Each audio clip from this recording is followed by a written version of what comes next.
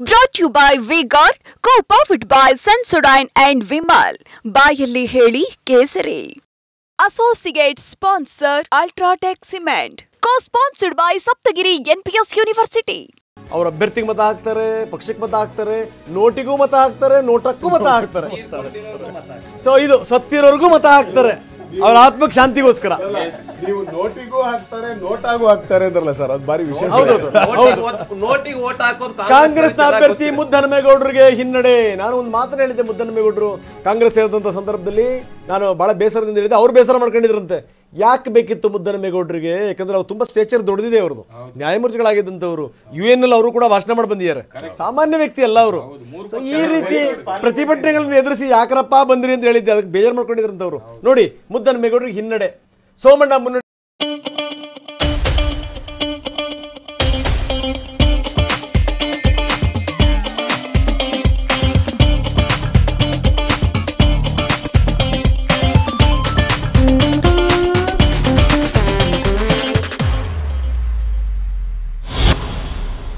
ಿದ್ದಾರೆ 95,482. ಸಾಮಾನ್ಯ ಸಂಗತಿ ಅಲ್ಲ ಇದು.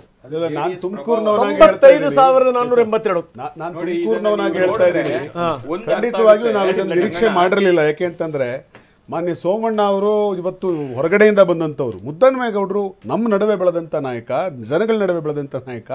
ಸೋಮಣ್ಣ ಅವ್ರಿಗೆ ರಾಯದುರ್ಗಕ್ಕೆ ರೈಲ್ ಮಾಡ್ತೀನಿ ಅಂತ ಹೇಳಕ್ ಬರ್ತಾ ಇರಲಿಲ್ಲ. ಅವ್ರಿಗೆ ರಾಮದುರ್ಗ ಅಂತ ಇದ್ರು.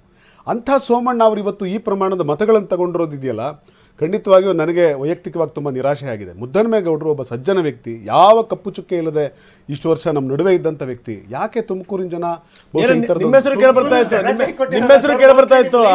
ಅಲ್ಲ, ಅವ್ರ ಹೆಸರು ಕೇಳಬರ್ತಾ ಇತ್ತು. ನಾನು ಆಸ್ಪಿರೆಂಟ್ ಆಗಿದ್ದೆ, ಅದು ನಿಜ. ಆದರೆ ಪ್ರಾಮಾಣಿಕವಾಗಿ ನಾವೆಲ್ಲರೂ ಕೂಡ ಮುದ್ದಹನುಮೇಗೌಡರನ್ನ ಪಾರ್ಟಿ ಅನೌನ್ಸ್ ಮಾಡಿದ ನಂತರ ಅವ್ರ ಪರವಾಗಿ ನಿಂತು ದುಡಿದಿದ್ದೇವೆ. ನಾವು ನೀವಲ್ಲ ಸರ್, ನಾವು ಜೆಡಿಎಸ್ ಅಲ್ಲ. ಯಾಕೆಂದ್ರೆ ಒಳೊಳಗೆ ಕುಯ್ಯೋದಕ್ಕೆ, ಜೊತೆಗೆ ನಿಂತವ್ರು ಕತ್ ಕುಯ್ಯೋದಕ್ಕೆ ನಾವು ಜೆಡಿಎಸ್ ಅವರಲ್ಲ ಸರ್. ನಾವು ಪ್ರಾಮಾಣಿಕವಾಗಿ ಕೆಲಸ ಮಾಡಿದ್ದೇವೆ, ಪ್ರಾಮಾಣಿಕವಾಗಿ ಹೋರಾಟ ಮಾಡಿಕೊಂಡು ಬಂದಿದ್ದೇವೆ. ಆಂಧ್ರದ ವಿಧಾನಸಭೆಯಲ್ಲಿ ನೋಡಿ, ಮೇಲುಗೈ ಬಿಜೆಪಿ, ಟಿಡಿಪಿ, ಜನಸೇನಾ ಮೈತ್ರಿಕೂಟ ಮೇಲುಗೈ. 3 ಪಕ್ಷಗಳು 152 ಕ್ಷೇತ್ರಗಳಲ್ಲಿ ಮುನ್ನಡೆಯನ್ನು ಪಡ್ಕೊಂಡಿವೆ. ಆಡಳಿತಾರೂಢ ವೈಎಸ್ಆರ್ಸಿಪಿಗೆ ಭಾರಿ ಆಘಾತ. ವಿಧಾನಸಭೆಯ ಫಲಿತಾಂಶ ಇದು. ಕೇವಲ 22. ಜಗನ್ಮೋಹನ್ ಪಕ್ಷಕ್ಕೆ ಕೇವಲ 23 ಕಡೆ ಮಾತ್ರ ಮುನ್ನಡೆ. ಬೆಂಗಳೂರು ಗ್ರಾಮಾಂತರ ಕ್ಷೇತ್ರದಲ್ಲಿ ಈಗ ಟ್ರೆಂಡ್ ಬದಲಾಗಿರುವಂತದನ್ನ ನೋಡ್ತಾ ಇದ್ದೀವಿ. ಬಿಜೆಪಿಯ ಡಾಕ್ಟರ್ ಮಂಜುನಾಥ್ ಮುನ್ನಡೆಯ ಅಂತರದಲ್ಲಿ ಸ್ವಲ್ಪ ಕಮ್ಮಿ ಆಗಿದೆ. ಈಗ 1,33,000 ಲೀಡ್ನಿಂದ ಈಗ 1,26,000 ಕುಸಿದಿದೆ. ಸ್ವಲ್ಪ ಕಮ್ಮಿ ಆಗ್ತಾ ಇರೋದು ನೋಡ್ತಾ ಇದೀವಿ. 11ನೇ ಸುತ್ತಿನ ಮತ ಎಣಿಕೆ ಡಿಕೆ ಸುರೇಶ್ ಸ್ವಲ್ಪ ಚೇತರಿಕೆ ಕಂಡಿರುವಂತದ್ದು ಕಾಣ್ತಾ ಇದೆ ಬೆಂಗಳೂರು ಗ್ರಾಮಾಂತರ ಕ್ಷೇತ್ರದಲ್ಲಿ. ಸೊ ಟ್ರೆಂಡ್ ಸ್ವಲ್ಪ ಬದಲಾಗಿದೆ. ಮೇ ಬಿ ಕರ್ನಾಟಕದಲ್ಲಿ 2 ಅಂಕಿ ದಾಟಿದೆ ಈಗ ಕಾಂಗ್ರೆಸ್.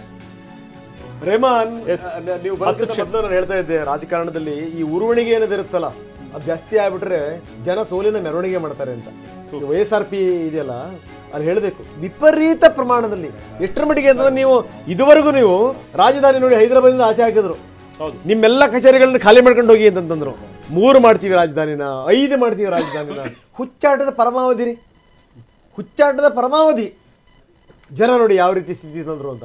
ಅದರಲ್ಲೂ ಯಾವಾಗ ನಾಯ್ಡು ಅವ್ರನ್ನ ಹೊರಗಡೆ ಹಾಕ್ಸಿದ್ರಲ್ಲ, ಅಲ್ಲಿಂದ ಅಧಪತನ ಶುರುವಾಯಿತು.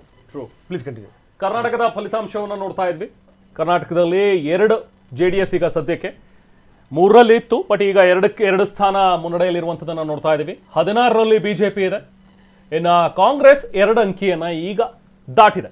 10 ಸ್ಥಾನಗಳನ್ನು ಪಡ್ಕೊಳ್ಳುತ್ತೆ ಅನ್ನುವಂಥದ್ದು ಟ್ರೆಂಡ್ ಈಗ ಕಾಣಿಸ್ತಾ ಇದೆ. 10ರಲ್ಲಿ ಮುನ್ನಡೆಯನ್ನು ಪಡ್ಕೊಂಡಿರುವಂತಹ ಕಾಂಗ್ರೆಸ್ ಎಲ್ಲೋ 10ಕ್ಕಿಂತ ಕಮ್ಮಿ ಆಗತ್ತೆ, 6 ಇಲ್ಲ 8 ಅನ್ನುವಂಥ ಒಂದು ಲೆಕ್ಕಾಚಾರಗಳಿದ್ದಂತಹ ಪರಿಸ್ಥಿತಿಯಲ್ಲಿ ಈಗ ಅಟ್ಲೀಸ್ಟ್ 10 ಸ್ಥಾನಗಳು ಕಂಡು ಬರ್ತಾ ಇವೆ ಈಗ ಕಾಂಗ್ರೆಸ್ಗೆ. ಬಟ್ ಸ್ಟಿಲ್ ಕಾಂಗ್ರೆಸ್ ಅವರು ಇನ್ನೂ ಕೂಡ ಒಂದು ನಂಬಿಕೆಯಲ್ಲಿದ್ರು. ಖಂಡಿತವಾಗ್ಲೂ ನಾವು 14 ಸ್ಥಾನಗಳು ಇಲ್ಲ 18 ಸ್ಥಾನಗಳನ್ನ ಪಡ್ಕೋತೀವಿ ಅನ್ನುವಂಥ ಒಂದು ಲೆಕ್ಕಾಚಾರದಲ್ಲಿ ಕಾಂಗ್ರೆಸ್ ಇತ್ತು. ಆದ್ರೆ ಈಗ 2 ಅಂಕಿಯನ್ನ ದಾಟಿರುವಂತದ್ದು. Brought to you by Vigor, co-powered by Sensodyne and Vimal. ಬಾಯಲ್ಲಿ ಹೇಳಿ ಕೇಸರಿ. Associate sponsor Ultratech Cement. Co-sponsored by Saptagiri NPS University.